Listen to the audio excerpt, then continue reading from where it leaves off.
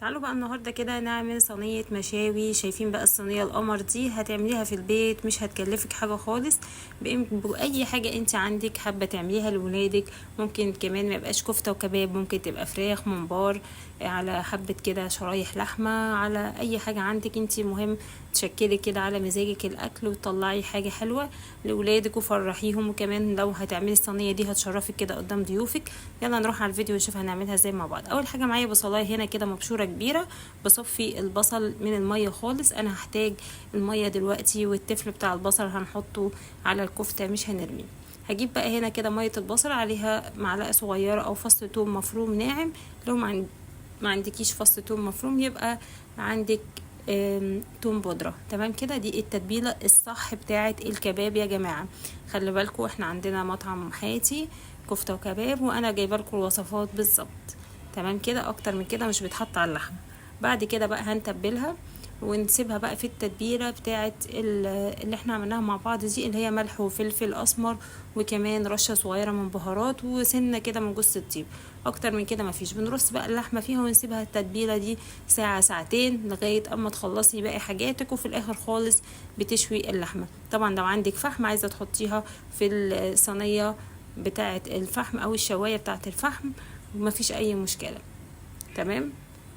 عايزه تشويها على البوتاجاز زي ما احنا هنعمل برضو زي الفل. بعد كده بقى هسيبها تتركن كده في التتبيله. هجيب هنا بصلايه عليها معلقه سمنه، عليها معلقتين زيت وفص ثوم مفروم يتحمروا شويه كده صغيرين، وهنزل عليهم بعصير طماطم واسيبهم يتسبكوا. الكفته بقى هنا عشان تطلع زي بتاعه الحاتي، ما تبقاش ناشفه معاكي، مش هنحط لها ولا بيكنج باودر ولا هنحط لها بقسماط. اللي هيطلع جوسي منين؟ بسبب اللحمه بتبقى ضاني على لحمه كندوز، وبيتفرموا الاتنين على بعض، وبنحط عليهم بصلايه من غير ميه وفص توم كده صغير خالص بيدي نكهه وريحه.